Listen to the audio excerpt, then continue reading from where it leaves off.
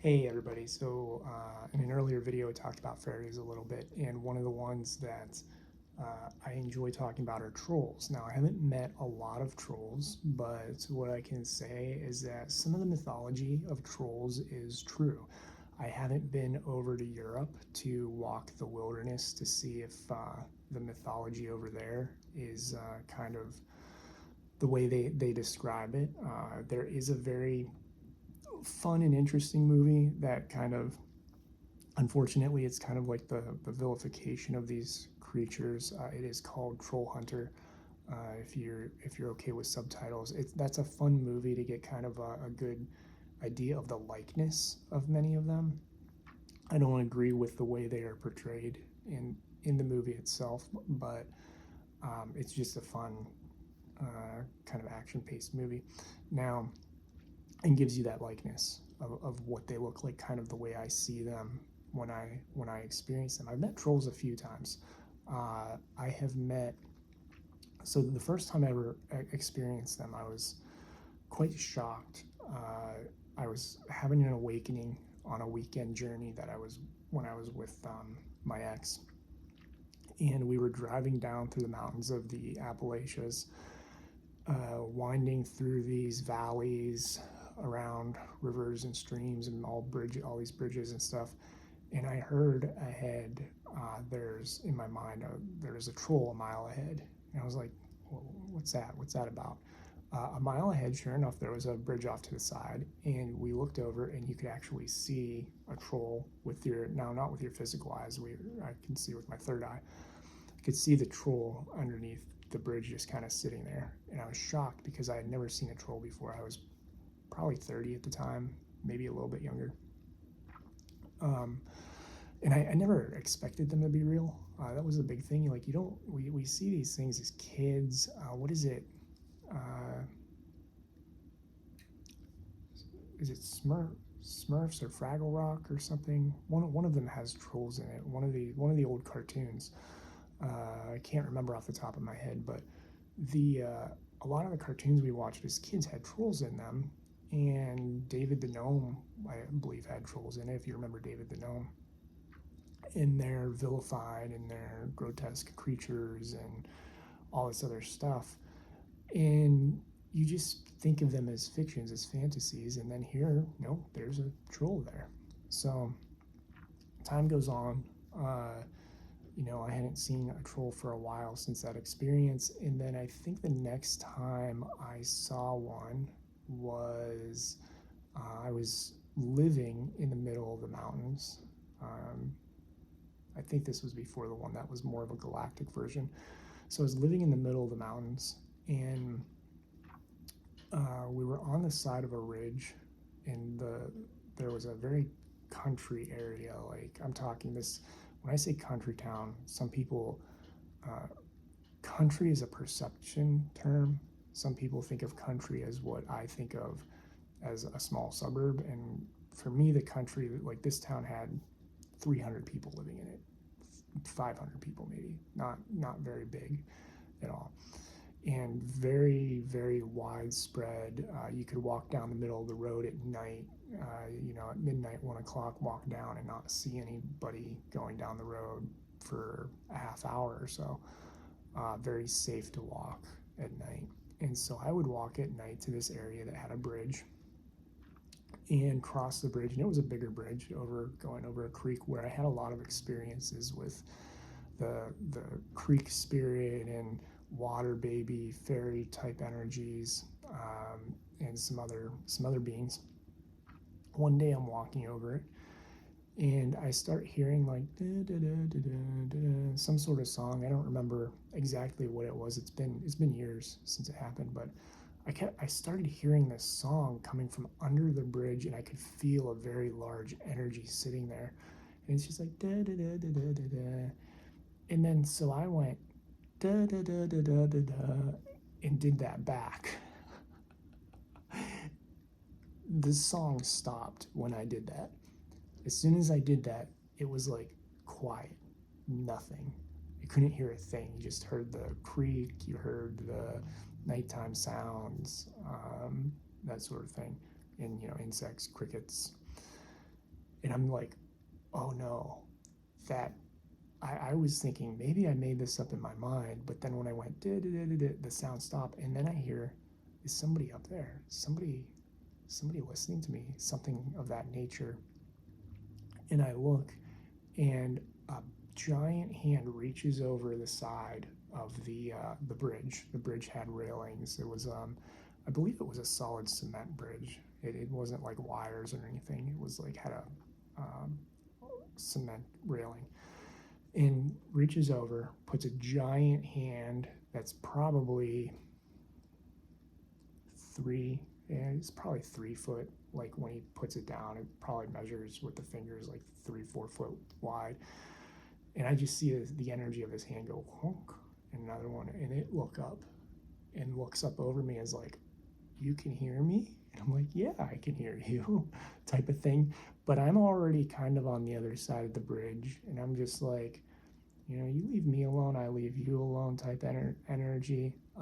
But it was very surprised. It was like, you can hear me, like you're talking. You sang the song back, like yeah, but it was also in a very slow, um, not smart, not very intelligent type voice. And I don't want people to think these beings aren't intelligent. Don't confuse that for lack of intelligence. It's just their demeanor and the way they speak and such stuff is very, very slow, and people could consider it a lack of intelligence. And so we communicated briefly, and he just kind of went, oh, and went back down and sat down and started singing again. And so occasionally I would walk down and I would just telepathically ping him and say hi and move on. The next time I met one, I was in meditation. I was in meditation working with Mon. If you've read some of my books, I talk about a Mon, who is a galactic dog humanoid spirit, incarnated, but astrally working with me from another space. And he would come, a portal would open. They were teaching me how to open portals to other dimensions and other worlds. And a portal would open, and I would walk through it, and we would be in another dimension. And there were roadways in this dimension, dirt roads through this desert area, and a like um, crossroads area with a meeting spot. And so we go and we meet over and over and do all kinds of work with my death goddess friend and other beings who would come and go. And sometimes we just sit there and talk. And one day I believe he was taking me somewhere, and we were walking down this road, and this hairy being walks up who's 4 foot tall in comparison. Keep in mind, in astral, the heights I'm not the best at, because sometimes we're just in an energetic space, but comparatively to me, this being would have been 4 foot tall, shaggy hair, super ugly, big nose, and like sharp teeth, but like grotesque looking humanoid, very troll-esque from the way that they are perceived by a lot of our culture. And it looks at me and it says something about wanting to eat me, or something of that nature.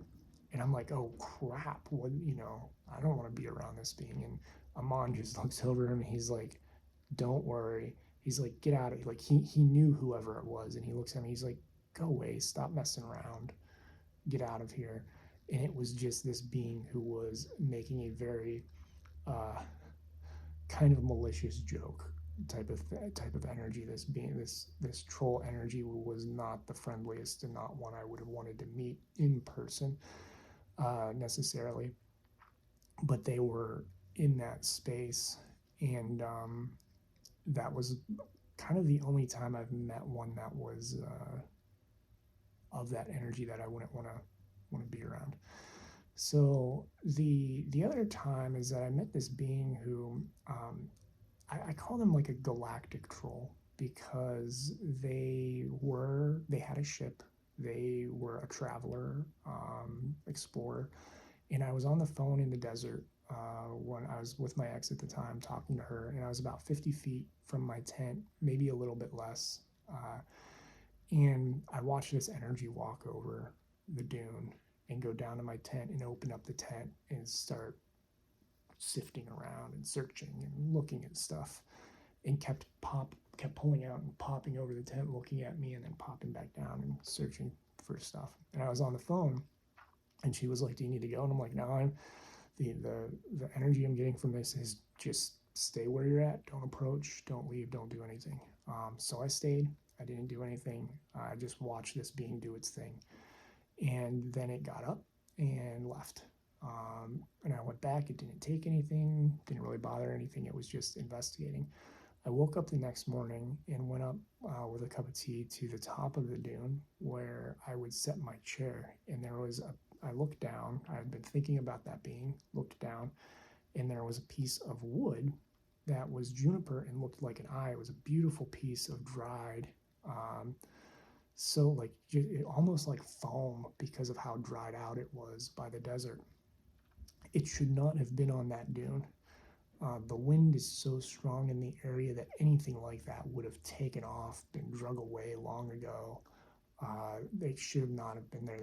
There were no trees in the area for that to be there. Nothing. And I hear it's a gift for you. And I'm like, oh. And I see the being clearly in my mind, and it was this very troll-like galactic being who the reason I bring this up here is I feel like some of these beings, we describe them as trolls, we give them labels because that's what we have to associate them with, not realizing that some of them are from the natural fairy realms. Some of them are actually beings that are galactic in nature.